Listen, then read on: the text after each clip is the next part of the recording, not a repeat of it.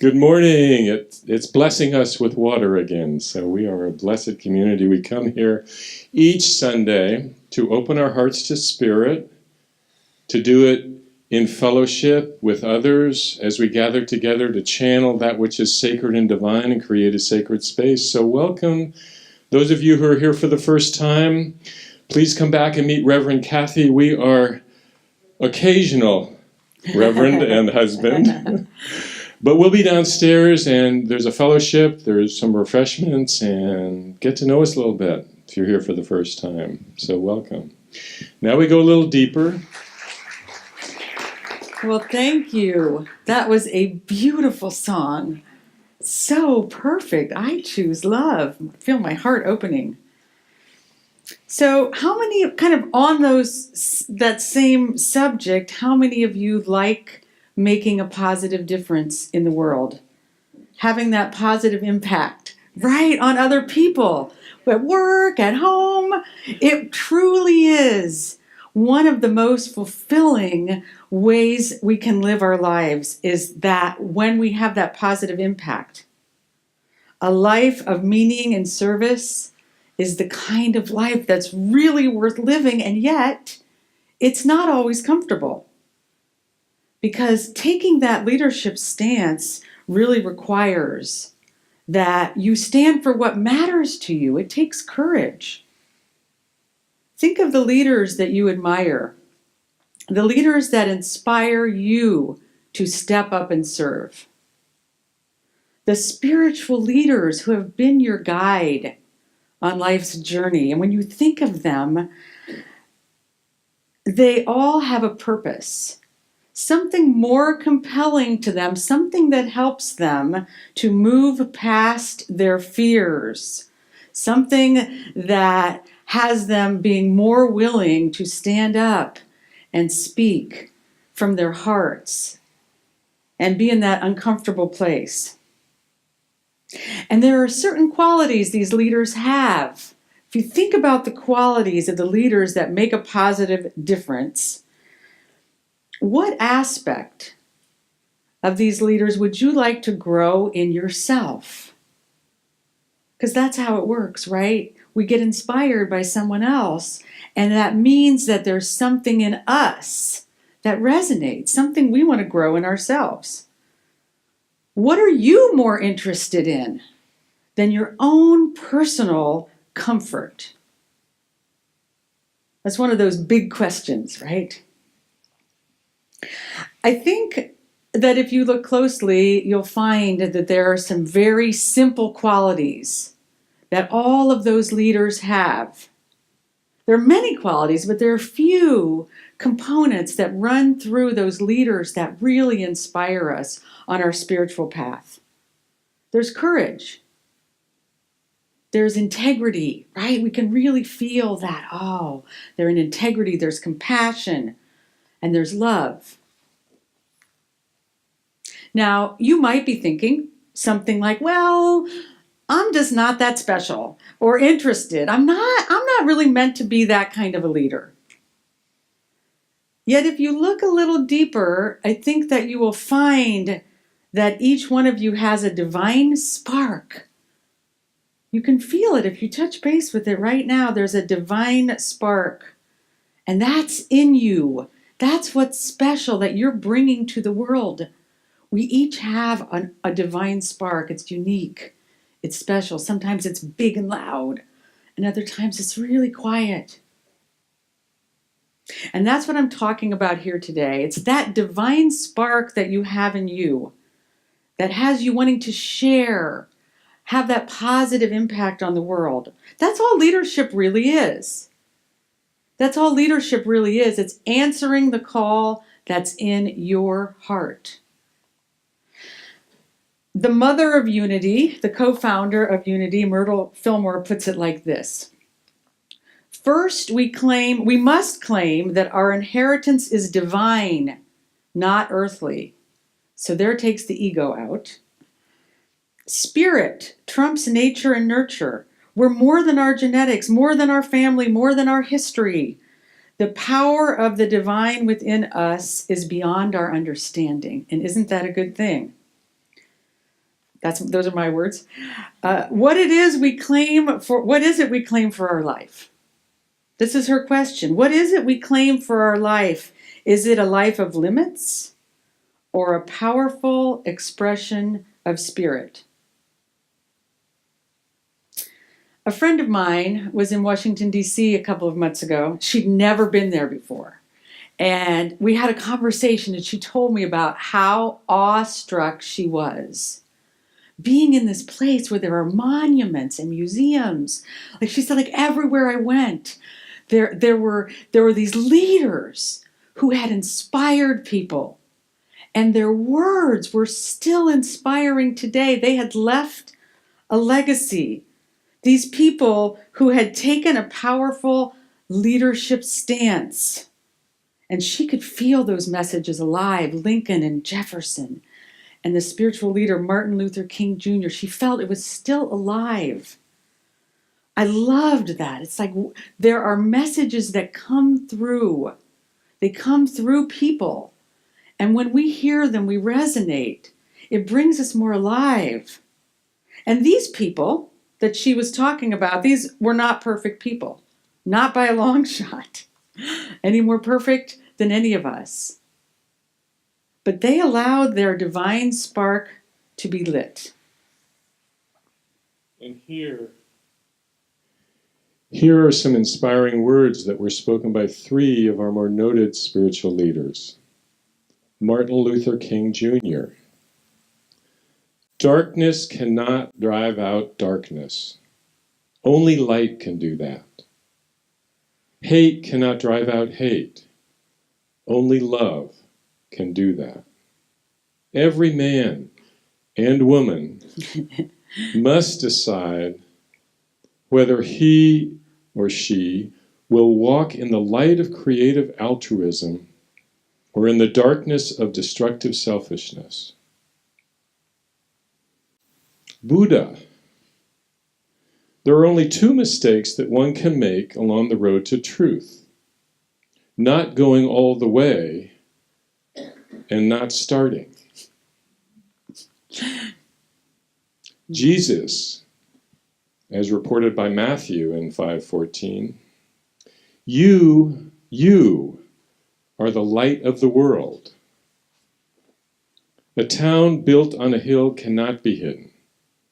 Neither do people light a lamp and put it under a bowl. Instead, they put it on its stand, and it gives light to everyone in the house. In the same way, let your light shine before others, that they may see your good deeds. And there's a vast variety of those types of inspiring quotes. When I went doing my research for this sermon, I was like on fire by the time I was done. You just go in and you find these people that you admire and you read what they've said and those words. And the sentiment, you can feel it. You can feel the love, right? You can feel the caring about other people. Here's what I have for you.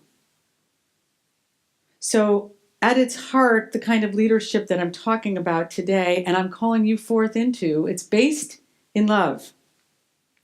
Spiritual leaders that you admire, whose teachings have lasted, they have a message and purpose that's grounded in that love. And that love is available to all of us. We call it God. We call it the universe. Whatever term you use for it, it's available. We can feel it. I'm feeling it right now. That feeling of love, it unites us.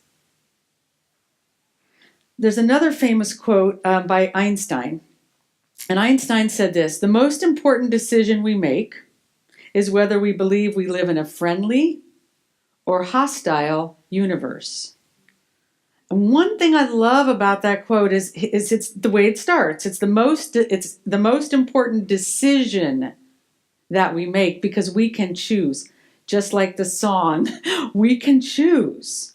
And on a very personal level, we can take that in, and the choice is, am I going to choose love or fear? Those are the two most powerful forces, and we get to choose which one we are going to create our lives with. Especially, now this is, at any given moment, we can go unconscious. I know I do a lot. And I choose fear, especially when things aren't going your way. Those are the moments when it's really challenging to go, okay, because fear, it really is engaging. I think it's just our nature to go into a place of fear. But when we connect with love, when we make that choice for love and we engage with other people, everything we do, our words, our behavior, our actions impact other people in a very different way. Have you ever noticed that? You can say something to a person and you wonder, why are they looking at me that way? I'm saying a nice thing, right? But actually, if you check it out, it's coming from fear. If you feel that, not quite getting my message across. Spirit is always calling us into greater and greater expressions of love. If we really tune in, we're being called to express love in our relationships, in tithing of our treasures, our talents. It feels good. There are some people, this is what they devote their life to. Jesus, Buddha, Gandhi, many people, this is their life path, is to serve. But for most of us, there's a sweet spot. That's how I think of it. There's a sweet spot where we lead, we are being of service, but also enjoying those wonderful activities that bring us fulfillment. So how many of you are willing to commit yourself to making a difference in the world and going for a life that fills you with joy? Yay! It took a minute. Everybody was considering that. It's a commitment, right? It's a commitment. I love that word. I do believe it needs to be that we commit ourselves to that, because otherwise we can just go to sleep. That sweet spot of leading, serving, creating greater and greater expressions of our love light. So imagine how it would be to take a leading role, just like you've committed to, making a difference in the world, and having that personal fulfillment. Because the truth is, that's the legacy. That's the legacy each one of us can leave right there. And Spirit is waiting. Spirit is waiting to support you as you walk that path on the earth.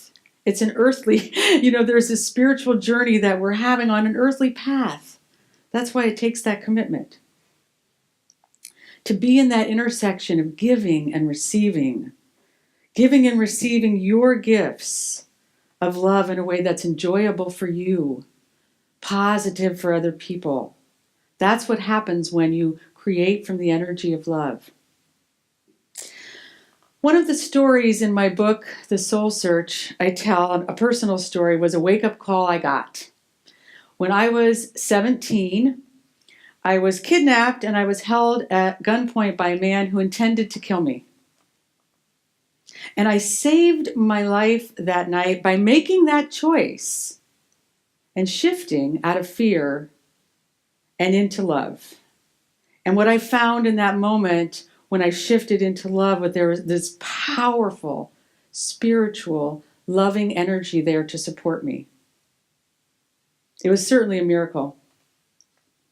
And on the morning after this happened, I was still in shock, but I was feeling safe, and I took a moment of prayer, and Spirit said to me, Kat, you have a choice. You can take this experience and you can be a victim. You can experience being a victim of this, or you can share your story with other people. And you can teach people about this shift that you just had, the dramatic difference it makes. Dramatic. It was dramatic for me in that moment, but in the 40 some years since, I've found it's the same no matter what moment I'm in. When I make that shift, it's dramatic. One minute I'm squashed down and I'm ready to attack or run away. And in love, I'm expanding. And I do not believe I'm all that special. Well, sometimes I do. But in my more humble moments, I know we're all here to do something special. Every single one of us. And we all get wake-up calls. How many of you get a wake-up call every once in a while letting you know this is what you're here to do? So wake up. You too have a leadership role to take, something to teach others. This is why I wrote my book, so that I could teach and tell stories. And we all have stories because that's how we learn. We learn from each other. This is how it's going for me on my spiritual journey. That's what inspires us. That's what keeps us going.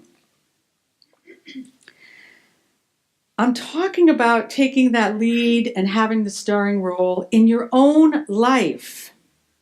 Creating your life from that loving source. And not from that place of fear. So it's really important to know the difference between the two. It might seem obvious, but again, I go unconscious a lot. And it sometimes takes me a little while to get, oh, this is fear. So I'm going to break it down for you a little bit. And I'm going to bring Vanna Curtis up here to help me. He's going to give you a little diagram here. Very nice. Okay, so fear works. This is a triangle because fear constricts us. I just keep doing this. Can you all want to do like, oh, it kind of makes us go small. And for the most part, we are always playing one of these roles: the persecutor, the victim, or the rescuer. So you might want to remember that because I find it really easy when I have those roles in my mind. And I'm going to tell you a couple stories to kind of dramatize it. So in my book, I tell a story about a woman named Jean. And Jean was having some issues in her marriage.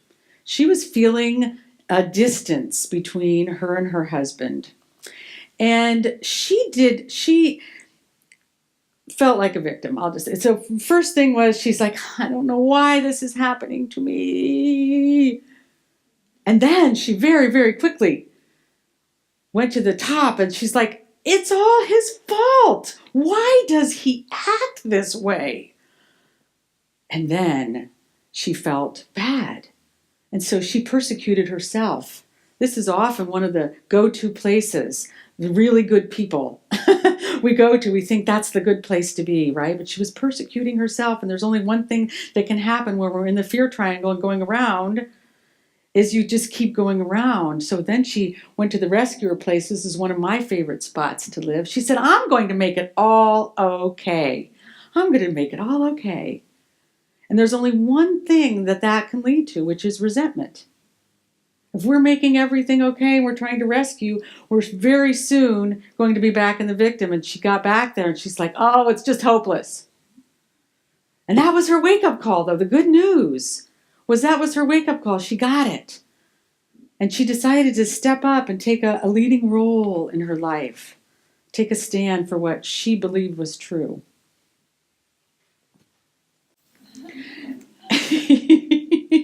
Just so everybody can see it, Okay, so another story in my book is about me. I went through this in a pretty big time way. I moved to California from Gettysburg, Pennsylvania. And I was shocked at the housing prices. And I did not like it. And I was blaming California and the housing prices and the housing market. And it didn't seem fair to me. So I was in this fear place when I made a deal with the devil. Because that's another thing that happens when we're afraid. We make agreements with people. Because I'm like, oh, I don't know how I'm going to do this. And I wanted to be rescued. So I made a deal with a family member. And even though my wise voice was telling me something else, when we're in fear, we don't hear our wise voice. I ignored all that was going on in the mortgage industry at that time because fear has us hiding.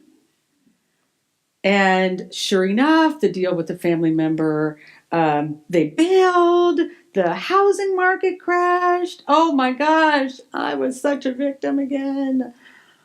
And I was like, who's going to rescue me now? right? There's kind of that rescuer energy where we're looking, who's going to rescue me?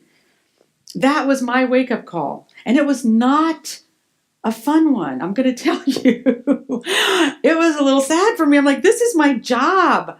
I empower people to lead with love. And here I was operating from fear.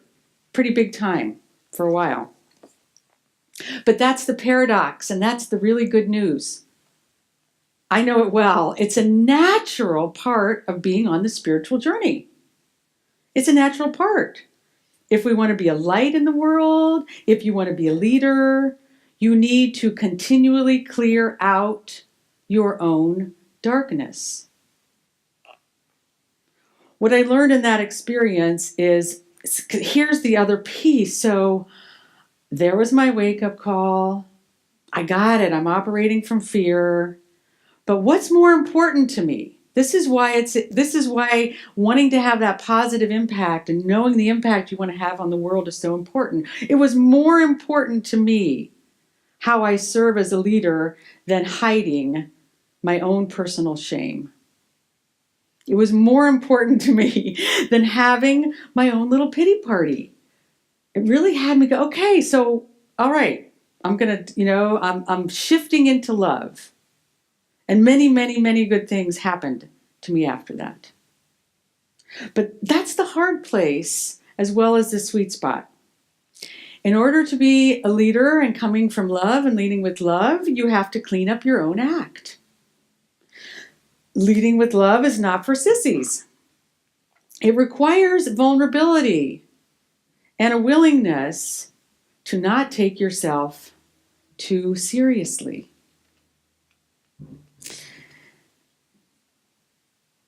There's often, when we think about love, there's the symbol of a heart. One of my personal, I love that symbol. But I also think about being on the path of love. So love is not just static, right? We're on the path. And the symbol of a labyrinth. How many of you have walked on a labyrinth or know that labyrinth? That expands us. Because leading with love is not a destination. It's a journey. And the journey is a winding one, and it includes everything, not just our bright, shiny moments. The path of the heart is when we are open, we are in the flow, we're open to spirit, we're listening to our own inner wisdom. And love includes everything. Fear is very limited. Love includes everything. When we move forward with love, that greater expression of ourselves, we face our challenges and our own shortcomings, right? Because over there in the fear triangle, that's where we get ashamed and want to shut down. When we open to love, we're like, yeah, I'm not so good about that, or I didn't do that the way I'd like to. And we just love that into wisdom. It's a bit of a paradox, and it's tempting to want to take a spiritual bypass and pretend that you don't have any fear, that you don't go negative, you don't have negative thoughts or feelings or behavior. But we will always have those. Every single one of us behaves badly every once in a while, right? We all do. We all get afraid. Many, many, many times a day, we make mistakes. So leading from love and really being committed to being a leader with a positive impact and enjoying your life, it really requires that you accept that part of yourself. There's compassion. The most important thing to do, what I did that day, because I'm telling you, when I was in that field, I had a gun to my head, I was afraid. I had a lot of fear. You could have done like if there was like a Geiger counter thing, counting the fear. Oh, I was afraid. But I remembered it to shift. And that's why I'm here today, is because I shifted. I really had enough consciousness to feel that fear and feel that it was shutting me down. And I consciously opened. And here's the really good news. When we open to love, we listen. There's a listening. We open, we love ourselves, we listen, we pay attention. And that's the difference I want for each one of you. To be more alive each and every day by shifting from fear into love. In order to be that leader, to make that positive difference that you all raised your hand about at the beginning of the service, to open up to that divine spark that's in you. And as Jesus said, let your light shine before others so they may see. Yeah, what? Sorry, I just can't keep my light in anymore. Doing that? Yeah. Well, okay, well then come on up and let your light shine. Let's do it right now. Stand up. Let's all stand up. We're going to let our light shine right this very moment. With an affirmative prayer in song.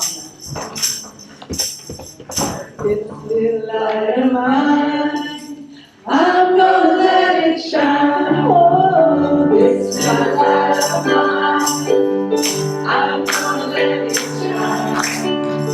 This little light of mine, I'm gonna let it shine. Let it shine, let it shine, let it shine.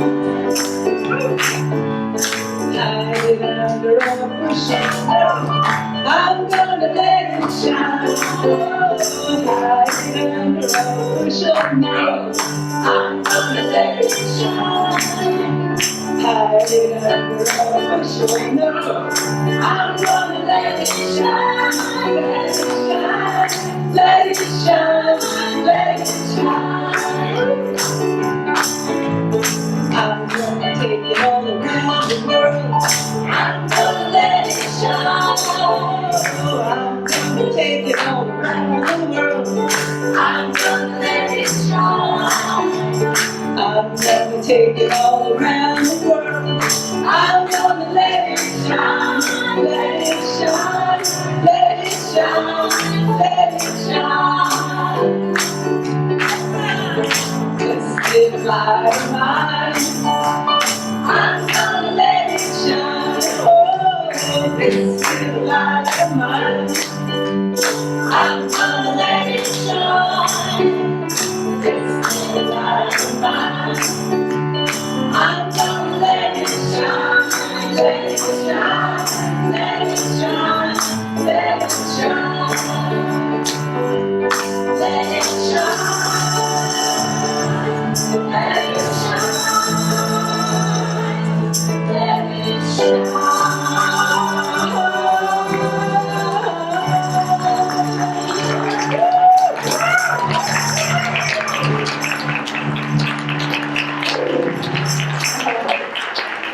Thank you, thank you, thank you, Linda and Ann, and all of you.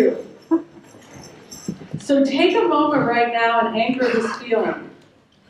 Just anchor that feeling. Do you feel it? Because that's what's true. That's the truth. That's what shining your light really, really feels like. And you just did it. You just did it. You are the light of the world. You are a powerful expression of spirit.